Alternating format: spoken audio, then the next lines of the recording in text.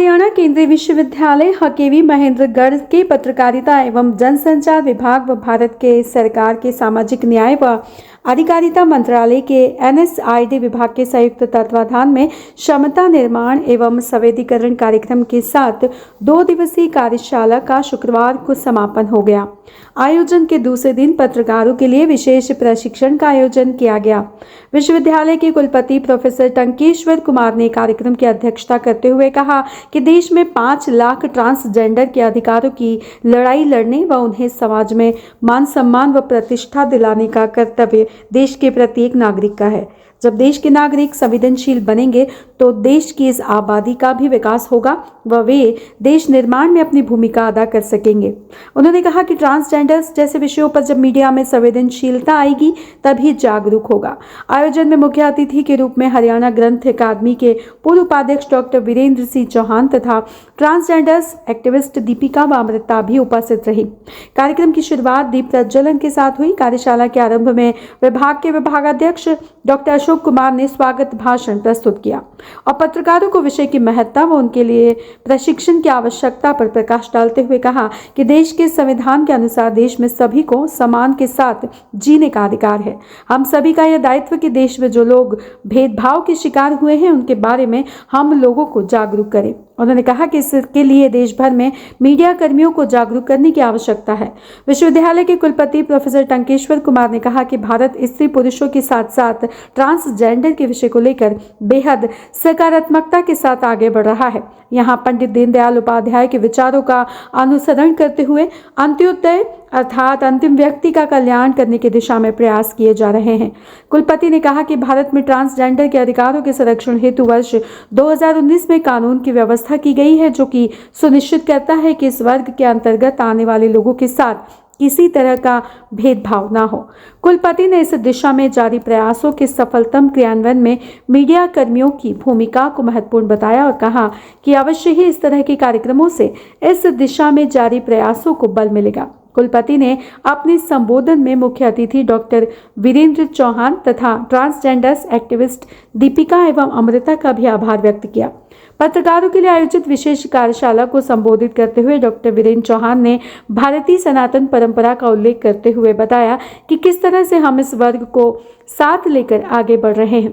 उन्होंने कहा कि भारतीय समाज में ट्रांसजेंडर्स को लेकर कभी भेदभाव नहीं हुआ है। देश में अंग्रेज के आने के बाद यह भेदभाव शुरू हुआ। उन्होंने अपने संबोधन में विशेष रूप से महाभारत के शिखंडी व पांडवों के अज्ञातवास के दौरान अर्जुन के किरदार का उल्लेख किया। उन्होंने कहा कि भारत में ट्रांसजेंडर्स को कभी भी नकारने, दुत्कारने तथा अस्वीकार करने की परंपरा नहीं है। यहाँ तो सदैव उन सताए हुए लोगों की रक्षा ही की गई है। डॉक्टर वीरेंद्र ने अपने संबोधन में पत्रकारों की भूमिका का उल्लेख करते हुए कहा कि इस दिशा में जारी प्रयासों को बल प्रदान करने में पत्रकार एक महत्वपूर्ण माध्यम है। उन्होंने इस विषय में सदैव अपने कर्तव्यों का निर्वहन किया है और आगे भी करते रहेंगे।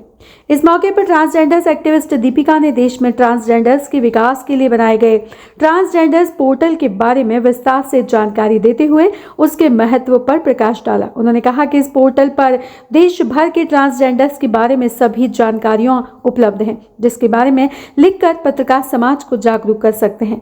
ट्रांसजेंडर्स एक्टिविस्ट अमृता ने इस मौके पर ट्रांसजेंडर्स प्रोटेक्शन एक्ट 2019 के बारे में विस्तार से इसकी खूबियों पर प्रकाश डाला। इसके साथ तकनीकी सत्रों में doctor T Longkoi, doctor Pradeep Singh, doctor Kashmira Khanam ने विस्तार से चर्चा की। आयोजन के अंत में विश्वविद्यालय के कुलपति प्रोफेसर टंकेश्वर कुमार व शोध अधिष्ठाता प्रोफेसर पवन कुमार शर्मा ने पत्रकारों को सम्मानित किया व पत्रकारिता व जनसंचार विभाग द्वारा आयोजित विभिन्न प्रतियोगिताओं के विजेता विद्यार्थियों व शोधार्थियों को प्रमाण पत्र प्रदान किए गए। आयोजन के अंत में डॉक्टर सुरेंद्र कुमार ने धन्यवाद ज्ञापित किया। मंच का संचालन डॉक्टर नीरज कर्ण सिंह ने किया।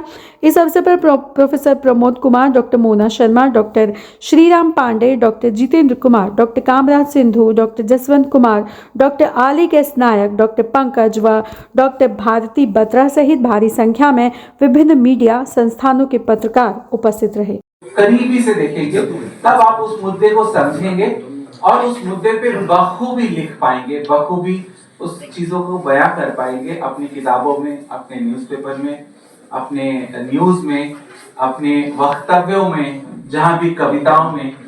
तब आप उस बारे में लिख पाएंगे। और मुझे लगता है क्योंकि आप उन चीजों को पढ़ते हैं, सीखते हैं, लिखते हैं कि उनको किस तरीके से बयां किया जाए, तो मैं शायद मेरी जिंदगी को उस शब्दों में ढाल के बयां नहीं कर सकती, लेकिन आप बहुत बखूबी उन चीजों को बयां कर पाएंगे। इस बात के साथ मैं विराम देती हूँ क्योंकि हमें आगे भी बात करनी है। Thank you so much.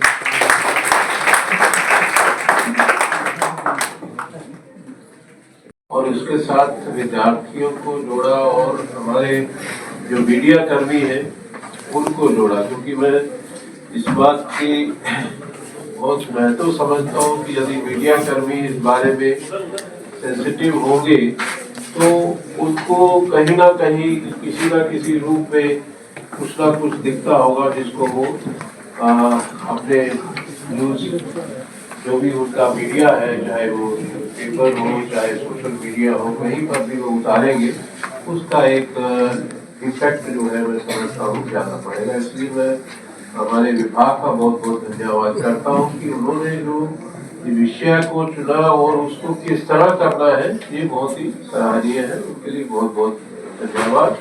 इसके साथ साथ उन्होंने रीता जैसे, दीपिका जैसे लोगों को जोड़ा है जो इस के साथ जुड़ी हुई है और जो मतलब रियलिटी जो है वो हमारे सामने पेश कर सकती है। और इसके बारे में उनको, हमारे विद्यार्थी हो सकता है उन्होंने पहली बार सुना हो कि ये 2019 में ये एक्ट था और आया, और उनके लिए तो मैं समझता हूँ शिक्षा प्राप्त करना ही एक उनका यहाँ पर कहेंगे कि गेम है, उनका लक्ष्य है जिसे वो प्राप्त कर रहे हैं।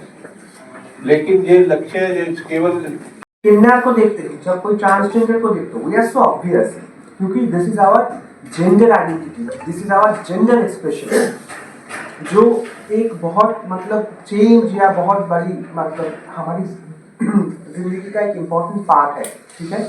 और उसके ऊपर बेस करके हम कुछ भी कर देते हैं, पेरेंट्स हमको एक्सेप्ट नहीं करते। कभी देखा गया स्कूल्स में बहुत सारे बुली हो सकते हैं, डॉक्टर के पास हो सकता है, गांव से मुझे निकाल दिया जा सकता है, ठीक है।